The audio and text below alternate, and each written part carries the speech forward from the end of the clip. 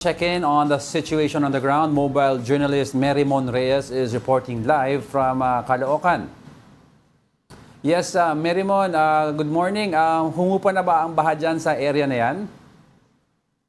Actually, Angela, mula Maynila hanggang sa pagbiyahe natin papunta dito sa Caloocan, siguro konting quick ano lang din tayo. Espanya Boulevard, passable na doon, wala na rin masyadong pagbaha. Siguro sa ilan na lang na mga lugar na medyo pababa. Pero dito naman sa Caloocan, ang mga nadaanan kasi natin dito ay C3, passable na, wala na rin doong baha, pati sa C5. Even ang NLEX Expressway, passable na rin ito. Siguro depende na lang talaga sa mga exit. Kaya para sa ating mga motorista dyan, maganda rin na alamin muna nila para masiguro nila na safe yung kanilang mga biyahe. Marcela Street sa Caloocan, okay din, wala na rin pagbaha. Ang nakita nga lang natin dito, marami pa rin ang mga nakaangat na mga motor, mga tricycle, mga e-trike. Pero bukas naman karamihan na ngayon sa mga establishmento, mga palengke, mga repair shops para sa mga nasira nga natin mga sasakyan. Bukod dito, C3 yun nga, passable. P. De La Cruz, normal na rin ang sitwasyon doon. P. Gonzales, Zaparte, okay na rin ang sitwasyon dito. Bagong silang phase 5, nakita din natin ito, wala na rin doong mga baha. Yun nga lang, ilan sa mga nakausap din kasi natin dito, ang concern nila doon sa ibang area malapit sa creek.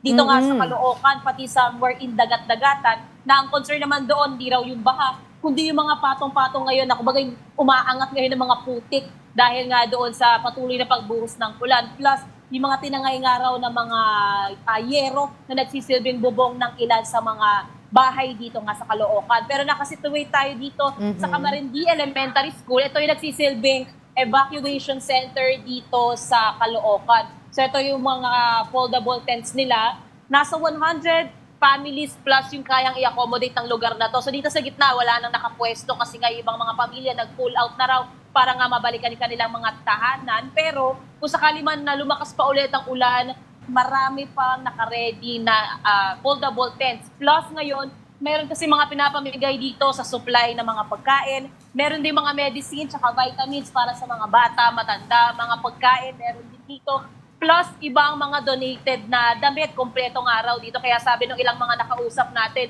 wala raw silang kailangan dito masyado nahahanapin pa dahil busog na nga raw sila. Meron silang mga damit na magagamit, maayos sa mga palikuran dito sa lugar na to. May mga gamot din sila dito. At halo-halo nga yung mga volunteers na nakita natin dito. Iba't iba nga, meron nga mga riders na nag-volunteer na nagtutulungan dito. Meron mga barangay healthcare workers, barangay volunteers, pati ang mga nagagaling sa lokal na pamahalaan ng Caloocan. Angela. Merymon, do we have data na or information doon sa number of, kung meron man, hindi naman natin hinihiling yan, pero we would just like to know yung information, number of injured residents or victims, at saka, or kung may casualty dyan sa Caloocan? Ang pinakakaalaman muna natin kasi nakausap natin yung mga nandito, ang nasabi pa lang kasi nila base sa mga naging experience ng mga evacuees dito, ang pinakamarami daw na damages ay doon nga malapit sa creek area. Pero wala tayong numero na nakuha. Ang concern kasi nila dito base sa mga nakausap natin, mabilis na umapaw nga yung mga creek dahil sa tuloy-tuloy na pagbuhos ng ulan. So kahapon pa lang daw ng umaga, dahil tuloy-tuloy yung pag-ulan, umalis na rin daw karamihan doon malapit sa mga creek at dito nga sila namalagi. Pero ngayon na mga nag-pull out na ang karamihan, titingnan natin mamaya-maya kaunti kasi tuloy-tuloy pa rin yung pagbuhos ng ulan kung may mga pupunta pa dito o may mga babalik. Pero bukod doon, wala pa tayong ibang detalye, wala pa tayong ibang datos tungkol nga dito kung may damages na nagawa. Ito nga ang mga pag-ulan-dala ng bagyong Karina. Oo, nasabi mo nag-pull out na ibig sabihin sila ay bumalik na sa kanilang mga bahay. Tama ba? Oo, tama. Pero yun nga lang ang options kasi nung iba, aalis dito manandalian para masilip muna yung kanilang mga lugar. Pero yung ibang mga kamag-anak nila, nagsistay pa dito para maging ligtas, lalong-lalo na ang mga bata. Marami ngayon ang mga bata na nananatili muna dito at saka pinagpapahinga muna. Ang isa pang ang mga concern ng mga magulang dito, yung malapit na nga napasukan ngayong Lunes, July 29. So, kung tinanong natin sila, paano po ang mga preparasyon natin, ano po yung mga naiisip nyo ngayon na problema, ang naging problema nila ngayon is yung mga damit, uniform, mga bag, mga school supplies, kasi yung ibang araw na lulod na rin sa bahay yung mga gamit, mahihirapan daw sila magpatuyo ngayon. Kaya kung magkakaroon pang araw ng ibang level ng assistance pagdating sa mga kagamitan, assistance manpower dun nga sa mga bahay na nilipad yung mga bubong, o kaya naman dagdag na oras pa raw para makapaghanda para sa kanilang mga anak, mas okay daw yun sa kanila, mas pabor sa kanila doon.